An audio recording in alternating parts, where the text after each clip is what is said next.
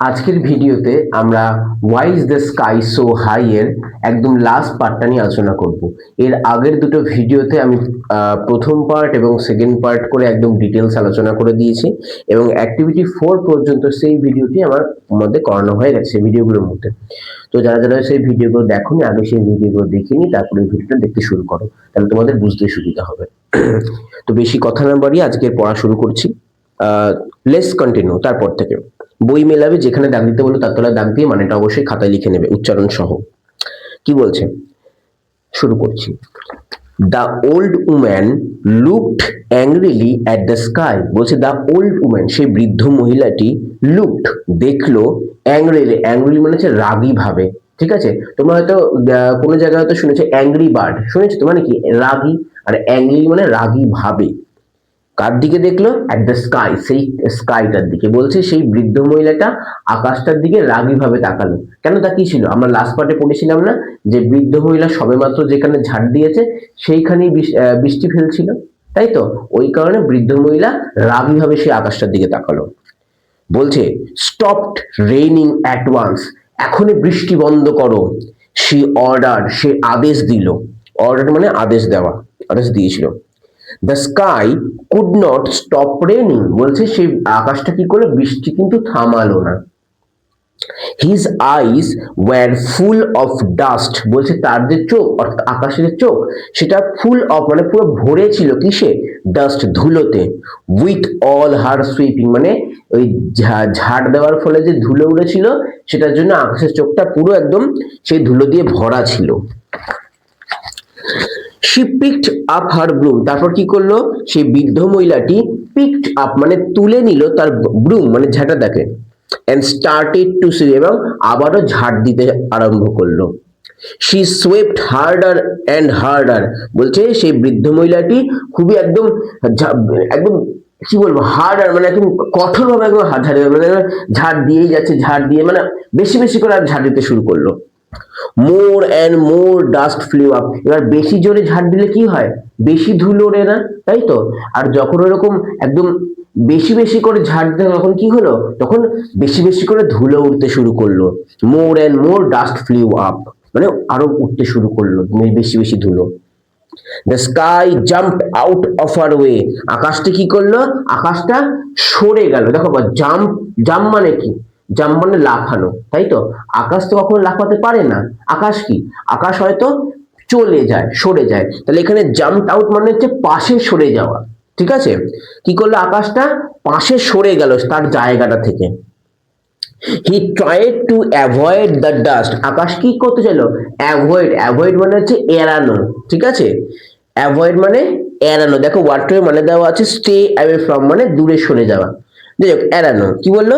আকাশটা চেষ্টা করলো, ট্রাই চেষ্টা করলো টু অ্যাভয়েড, এড়াতে দ্য ডাস্ট, সেই ধুলোটাকে। তারপর বলছে please stop sweeping, he pleaded. বলছে কি? বলছে যে ওই আকাশটা বলছে প্লিজ প্লিজ, অনুরোধ করছি, স্টপ সুইপিং, ঝাড় দেওয়া বন্ধ করুন। হি প্লিডেড, প্লিডেড মানে হচ্ছে অনুরোধ করা, রিকোয়েস্টেড। ঠিক আছে, বলছে আমি অনুরোধ করছি আপনি এবার ঝাড় দেওয়াটা বন্ধ করুন, বৃদ্ধ মহিলা, আকাশটা বলল। The old woman did not listen to his request, সেই বৃদ্ধ মহিলাটা কি করলো? ওই আকাশের যে অনুরোধ সেটাকে শুনলো না। লিসেন মানে শোনা। শি কেপ্ট অন সুইপিং, সেই বৃদ্ধ মহিলা ঝাড় দেওয়া চালিয়েই গেল। She wanted to keep her heart clean, বলছে শুধুমাত্র বৃদ্ধ মহিলা কি চেয়েছিল? শুধুমাত্র বৃদ্ধ মহিলা চেয়েছিল তার কুঁড়ে ঘরটিকে পরিষ্কার রাখতে। The sky could not, sorry, the sky could take it no more, বলছে the sky, সেই আকাশটি could take it no more, আর নিতে পারলো না। বেশি বেশি করে কি হবে? ধুলো উঠছে তো, তো বলছে আকাশটা শেষ পর্যন্ত আর নিতে পারলো না। হি স্নিজড, সে হাঁচি দিল। অ্যান্ড কাপড, সে কাশলো। হি থান্ডার্ড, বলছে সে বজ্রবিদ্যুৎ দিল, করে বজ্রবিদ্যুৎ দিল। অ্যান্ড রেইন, এবং বৃষ্টি পড়লো, মানে বৃষ্টি দিল। বুঝতে পারলে? অ্যাট লাস্ট, এবং শেষ পর্যন্ত কি হলো? দ্য স্কাই ফ্লিউ আপ, মানে সেই আকাশটা উড়ে গেল। ঠিক আছে, মানে আরো উপরে উড়ে গেল। আমরা গল্পের প্রথমেই পড়েছি যে আকাশটা একদম পৃথিবীর কাছাকাছি ছিল, তাহলে এইখানে হওয়ার পর কি হলো, আকাশটা উপরে উড়ে গেল। হি ফ্লিউ আউট, হ্যাঁ হি ফ্লিউ আউট, হ্যাঁ he flew out of reach of the old woman's broom. ভালো করে শুনবে, বলছে হি ফ্লিউ, সে উড়ে গেল, out of reach, out of reach বলেছে নাগাল, নাগালের বাইরে, ঠিক আছে। বলছে সেই আকাশটা উড়ে নাগালের বাইরে উঠে গেল, কিসের নাগালের বাইরে, অফ দ্য ওল্ড উম্যানস ব্রুম, মানে বলছে সেই আকাশটা সেই বৃদ্ধ মহিলাটা ঝাঁটার নাগালের বাইরে উড়ে গেল, মানে যেন ধুলো নাই যেতে পারে তার কাছে একদম। The sky never came down again, বলছে সেই আকাশটা নেভার, কখনোই না, কেম ডাউন বলছে সেই আকাশ তারপর থেকে আর কখনোই নিচে নেমে এলো না। তাহলে এইটুকুনি আমরা মাথায় রাখতে বললাম, তাহলে কি বুঝলাম, তাহলে আকাশ কেন উপরে থাকে, এই বুড়ির জন্য আকাশ উপরে থাকে, নইলে আকাশ নিচে থাকতো। বাট দ্য স্কাই ইজ, বলছে কিন্তু সেই আকাশটি হয় still a friend to little children, বলছে সেই আকাশটা কিন্তু এখনো পর্যন্ত, স্টিল মানে হচ্ছে এখনো পর্যন্ত, সেই ফ্রেন্ড আছে বা বন্ধু আছে কাদের, টু লিটল চিলড্রেন, সেই ছোট বাচ্চাদের। From a distance, from a distance মানে হচ্ছে দূর থেকে, হি ওয়াচেস, সে দেখে, দেম তাদেরকে, প্লে খেলতে, অ্যান্ড স্মাইলস হ্যাপি, এবং দেখে হাসে, আনন্দে হাসে। আবার বলছি, ফ্রম এ ডিস্টেন্স দূর থেকে, হি ওয়াচেস দেম প্লে, সে তাদেরকে খেলতে দেখে, অ্যান্ড এবং স্মাইলস হ্যাপি, আনন্দে হাসে। আকাশটা, আকাশ তো নিচে ছিল, বাচ্চাদের সঙ্গে খেলতো, তাই তো, কিন্তু যখন এই ঘটনার পর যখন সে উপরে উঠে গেল, তখন তো কি করবে, তখন সে উপর থেকেই সে বাচ্চাগুলোকে খেলতে দেখতো এবং বাচ্চাগুলো আনন্দে, সে আনন্দে হাসতো। ওকে, আজকে আমরা অ্যাক্টিভিটি 5 এবং অ্যাক্টিভিটি 6 কমপ্লিট করব, চলো করে নিই। আচ্ছা, আশা করি দেখতে পাচ্ছ অ্যাক্টিভিটি 5টা আমরা যে করব, কি বলেছে অ্যাক্টিভিটি 5টা করতে, arrange the following sentences in the correct order, put the number on the given boxes, one is done for you। আচ্ছা, বলেছে যে এখানে বাক্যগুলোকে সাজিয়ে লিখতে, মানে ঘটনাক্রমে সাজিয়ে লিখতে। একটা করে দেওয়া আছে, কোনটা করে দেওয়া আছে, আচ্ছা, the old woman order the sky to stop raining, একটা 1 নম্বর আছে, অর্থাৎ 3 নম্বরটা দেওয়া আছে, একটা করে দেওয়া আছে। তাহলে 2 নম্বরটা কি হবে বলো, যারা গল্পটা শুনে থাকো ভালো করে, তাহলে এমনি পারবে। বলছে প্রথমে কি হলো, সে বৃদ্ধ মহিলাটা আকাশকে বৃষ্টি থামাতে বারণ করলো, তারপর কি আমরা কি করব, একদম গল্পটা পড়ি। এই যে তারপর কি, এই যে হলো, তারপরে his eyes were full of dust with all her sweeping, তারপরে কি আছে, she picked up her broom, she swept harder, আচ্ছা, the sky jumped out of her way, আচ্ছা, he tried to avoid the dust, আচ্ছা, কি হতে পারে, কি হতে পারে, প্লিজ স্টপ রেইনিং, আচ্ছা,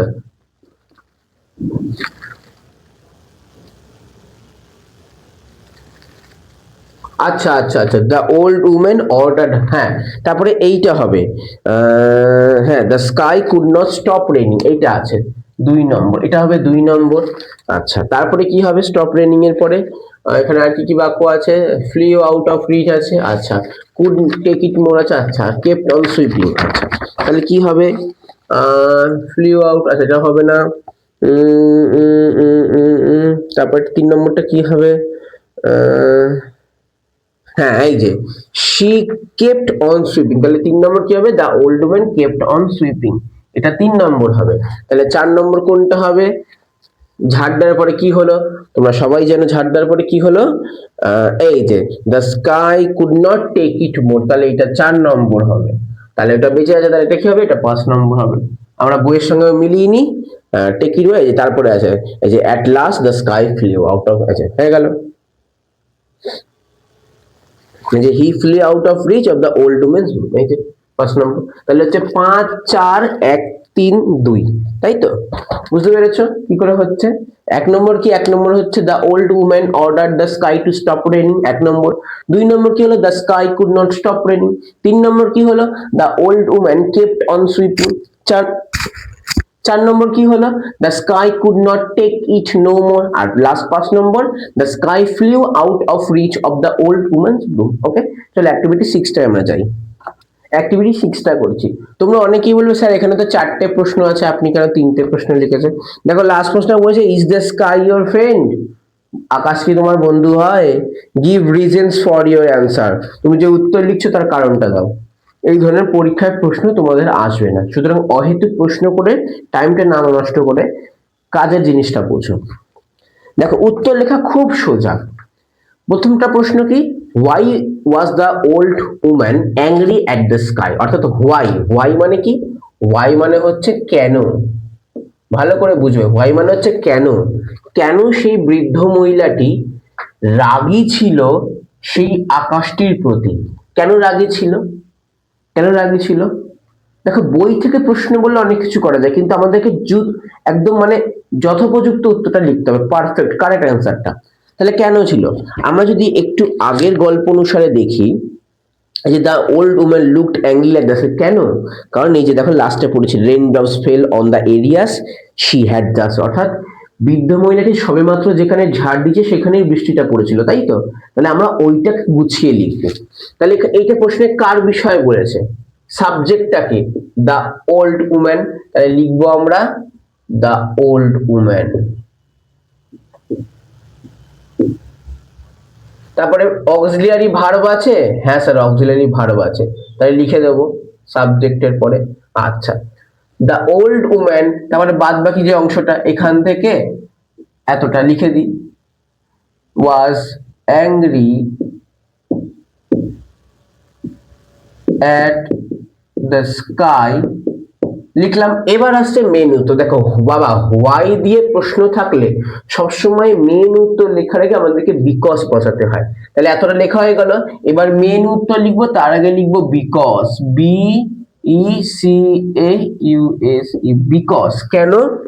বিকজ দা, সেই জলটা, দা ওয়াটার, ঠিক আছে, বিকজ দা ওয়াটার, কিসের বাবা, কিসের কিসের, সেই আকাশের চোখের জল তো, তাহলে the water of the skies apostrophe S দিয়ে আইস, কোথায়, ঠিক আছে, আকাশের চোখের জলটা কোথায় পড়েছিল? তারপরে বই দেখে দেখে, fail on to the areas, areas she had just swept, সবেমাত্র যেখানে সে ঝাড় দিয়েছে। The old woman was angry at the sky because the water of the sky's eyes fell onto the areas she had just swept, অর্থাৎ বৃদ্ধ মহিলাটি আকাশের প্রতি লেগে গিয়েছিল, কারণ এটা মানে হচ্ছে কারণ the water of the sky's eyes, আকাশের চোখের সেই জলটা ফেল পড়েছিল অনটু দ্য এরিয়া, সেই জায়গাগুলোর ওপরে, she had just swept, যেখানে সে সবেমাত্র ঝাড় দিয়েছে। ওকে, আচ্ছা 2 নম্বরটা, what did the sky do to avoid the dust, মানে কি, হোয়াট, হোয়াট মানে কি, হোয়াট মানে কি, ঠিক আছে, বলছে আকাশটি কি করেছিল, ডু মানে করা, কি করেছিল, টু অ্যাভয়েড, ওখানেই রাখো না তাহলেই তো হয়, টু অ্যাভয়েড এড়িয়ে যেতে, দ্য ডাস্ট সেই ধুলোটাকে, তাহলে কি করেছিল, কি করেছিল, তাহলে আকাশটা ধুলোটাকে এড়িয়ে যাওয়ার জন্য ঝাঁটার নাগালের বাইরে বেরিয়ে গিয়েছিল, তাই তো আমরা পড়তে পড়তে জেনেছি। তাহলে কি হবে, কার বিষয়ে বলছে, সাবজেক্টকে, দ্য স্কাই, তাহলে লিখবো আমরা দ্য স্কাই। আচ্ছা, ফ্লিউ, কোথায় উড়ে গিয়েছিল, নাগালের বাইরে, আউট অফ রিচ, কোথায় গেল, হ্যাঁ যে out of reach, the old woman's broom, তাই তো, এতটা বইতে লেখা আছে, হয়ে গেল উত্তর। তারপরে এই যে ডু, এই ডু এর জায়গায় আমরা উত্তরটা লিখলাম, এই যে এইখান থেকে এই ডু এর জায়গায় আমরা এতটা উত্তরটা লিখলাম, লেখার পরে যে টু অ্যাভয়েড থেকে এতটা, টু অ্যাভয়েড, তারপরে দ্য ডাস্ট, তারপর বলে দিচ্ছি দ্য স্কাই লিখলাম, কারণ দ্য স্কাইটা হচ্ছে আমাদের সাবজেক্ট। তারপরে ডু কি করেছিল, সেই করার জায়গায় উত্তরটা লিখলাম। ফ্লিউ রেখেছিল out of reach the old woman's broom, বৃদ্ধ মহিলাটি ঝাঁটার নাগালের বাইরে কি করতে, তারপরে বাদ বাকি দেখে দেখে টু অ্যাভয়েড দ্য ডাস্ট। হয়েছে? টেকনিকটা শেখো কি করে উত্তরটা লিখতে হয়, তোমরাও পারবে। তারপরে হোয়াই ডিড দ্য, আচ্ছা হোয়াই তো, হ্যাঁ, why did the woman keep on sweeping, why মানে কি, এই যে আমরা পড়েছি কেন, কেন বৃদ্ধ মহিলাটি সুইপিং ঝাড় দেওয়া চালিয়ে গিয়েছিল, কেন ঝাড় দেওয়া কেন চালিয়ে গিয়েছিল, যদি আমরা বইতে দেখি, দেখো শি কেপ্ট অন সুইপিং, সে ঝাড় দেওয়া চালিয়ে গিয়েছিল কেন, she wanted to keep her heart clean, সে চেয়েছিল তার কুঁড়ে ঘরটিকে পরিষ্কার রাখতে। তাহলে কি লিখবো, কিভাবে লিখবো, একদম সোজা, দেখো সাবজেক্ট কোনটা, বৃদ্ধ মহিলাটা, তাহলে লিখবো দা উম্যান। আচ্ছা, এবারে আসবে দেখো ডিড দিয়ে প্রশ্ন আছে, তাহলে ডিড দিয়ে প্রশ্ন থাকলে আমাদের যে ভার্ব সেটাকে আমাদের পাস্ট টেন্সে পরিবর্তন করে নিতে হয়। তাহলে এখানের মধ্যে ভার্ব কোনটা, চালিয়ে যাওয়াটা, কিপ, তাই তো, তাহলে এটাকে আমাদের পাস্ট টেন্সে করে পরিবর্তন করে নিতে, কিপের পাস্ট টেন্স কি, কেপ্ট, তাই তো। তারপরে যা আছে দেখে দেখে বসাবো, অন সুইপিং, কি বলেছি, হোয়াই দিয়ে প্রশ্ন করলে কি লিখতে হয়, বিকজ, তাই তো, বিকজ, কারণ, কেন, কারণ সে, শি চেয়েছিল, ওয়ান্টেড কি করতে, পরিষ্কার রাখতে, টু কিপ হার কি করতে, কোন জিনিসটা পরিষ্কার রাখতে, two keep her heart clean. বলছে বুঝতে পারলে, the old woman kept on sweeping, সেই বৃদ্ধ মহিলাটা ঝাড় দেওয়া চালিয়ে গেছিল, কারণ বিকজ সি ওয়ান্টেড, সে চেয়েছিল, two keep her heart clean, তার কুঁড়ে ঘরটিকে পরিষ্কার রাখতে। ওকে, আশা করি বুঝতে পেরেছো। কেন কেপ্ট অন হলো স্যার, যেহেতু এখানে ডিড আছে, তাহলে প্রশ্নে ডিড থাকলে সবসময় এই যে ভার্ব, সেই ভার্বটাকে আমাদেরকে পাস্ট টেন্সে চেঞ্জ করে নিতে হয়। আর হোয়াই দিয়ে প্রশ্ন থাকলে মেন উত্তর লেখার আগে বিকজ লিখতে হয়। মেন উত্তর কতটা, এতটা তো, এতটা তো আমরা দেখে দেখে লিখলাম, এতটা তো আমরা কি করলাম, এখানে প্রশ্ন দেখে দেখে লিখলাম, তাহলে মেন উত্তর লেখার আগে কি করতে হয়, বিকজ লিখতে হয়।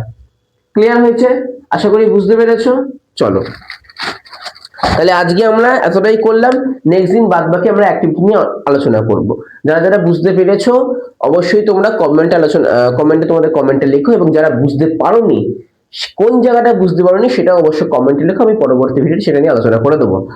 আর যদি ভিডিওটা ভালো লেগে থাকে তাহলে অবশ্যই লাইক করবে, কমেন্ট করবে, বন্ধু বান্ধবের কাছে শেয়ার করবে, আর চ্যানেলটাকে সাবস্ক্রাইব করবে এরকম আরো ইন্টারেস্টিং ভিডিও দেখার জন্য। সাবস্ক্রাইব করলে আমরা একটু মোটিভেশন পাই তোমার জন্য ভিডিও বানানোর জন্য। ওকে, আর আজকের জন্য এতটাই, দেখা হচ্ছে পরবর্তী ভিডিওতে। Thank you.